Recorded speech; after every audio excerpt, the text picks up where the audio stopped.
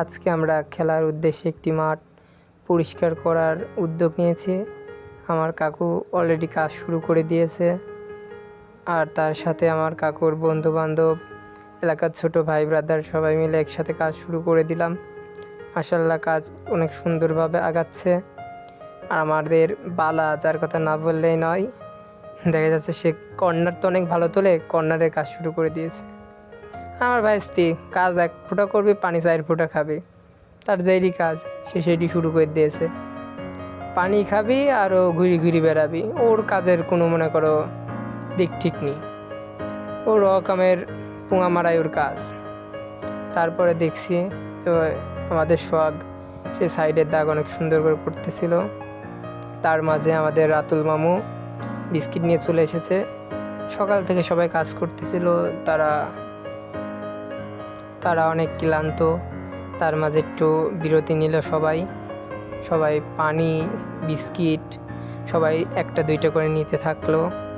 তার মাঝে বোঝেনি তো 2-1টা থাকে না গ্রুপে, যে আগে 2-4টার বেশি নিয়ে নিবে, যে আমিই পালাম না, তোরা সবাই খেয়ে ফেললে। তারপরে আমরা ভাবছি যে তাড়াতাড়ি কাজ শেষ করে বাসায় যেতে হবে। তার মাঝখানে সবার বিস্কিট হয়ে গেল। রাতুল মামু বলছে তুমি একটা নাও। তারপর আমি আর একটা নিলাম ওদের কাছ থেকে। নেওয়ার পরে খাওয়া শেষ করছি প্রায়। তারপর আমার কাকা বলছে যে আমাক দিবা না, তোমরা সবাই একা একাই খাবা। বললাম কাকা তুমি না পারলে একটা কথা হলো, তুমি বালা মানুষ। তারপর কাকাক দেওয়া হলো বিস্কিটটা। তারপরে আমার ভাইস্তি, তোর আব্বা যদি বল নিয়ে নেয় তাহলে তুই কি আইন দিবেন? এই ভুর ভিতরতে বল সত্যি আইন দিবেন? তোর বাপ যদি রাগ করে তাহলে আইন দিবেন? ঠিক আছে, আজকে এই বিস্কুট কিন্তু এটার জন্যই দিলাম, কতদিন মনে থাকে? কবে খেলা হবে? কালকে তেলিক খেলা হবে। রাতের বেলা না, দিনের বেলা। তুই কালকে বিকালে চলে আসবি। কালকে আমি আসো, কালকে শুক্রবার যে খেসরি ফ্রি, বুঝলাম? ওকে। আমাদের মেন স্ট্রাইকার, যার কথা না বলে তিনি অত্যন্ত ভালো খেলে থাকেন। সত্যি অসুন্দর, অসম্ভব ভালো খেলে থাকে, তার কথা না বলে। Messi Messi Messi Messi SS Messi মানে আমাদের টিমে অনেক প্লেয়ারে অনেক রকম প্লেয়ার, কড়া প্লেয়ার আছে, যার ভিতর ডিমারিয়া হয়েছে টাক করে যে, কিন্তু তার হিট একদম কোনো সময় মিস যাবে না। আমাদের মেন স্ট্রাইকার না, আমাদের মেন স্ট্রাইকার হলো সে 3 নাম্বার জাচি পড়ে খেলে, কিন্তু সে গোল দেওয়ার আগে পা পিছলে তার বল অন্য জায়গায় চলে যায়। আমাদের দলের রোনাল্ডো, যার কথা না বললেই নয়, তিনি মারার আগে এইরকম করে ওঠে। এইরকম।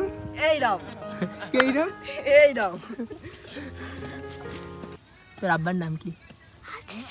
জোরে বল। হয় কয়বার? একবার। ঠিক আছে। এই সালটার কি হয়? এই সালটার কি হয়? কি হয় ভাইয়া? কেমবা ভাই? তাহলে বিস্কুট একাই খেলে তুই? কাকা আমার কিছু করার নেই কাকা, আমি সব একাই খাই দিই। এটা কি তোর ডিফেন্ডার না স্ট্রাইকার? এটা আমার মেন ডিফেন্ডার। এই প্লেয়ারের দাম কত? এই প্লেয়ারের দাম তোমরা দিতে পারবে, এই প্লেয়ারের দাম তোমরা দিতে পারবে না, কারণ এই প্লেয়ারের দাম যা হবে মার্কিন ডলারের বাইরে। আসসালামু আলাইকুম।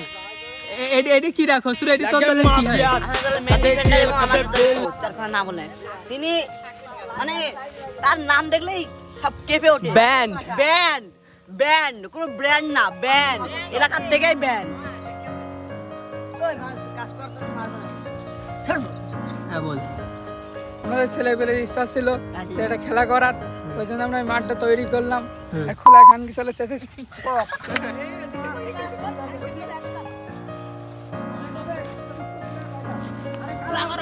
কালা মতো এসেছিল, বাড়ির ছিল।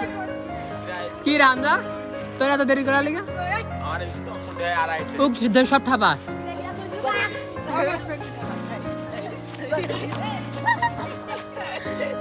জন সিনার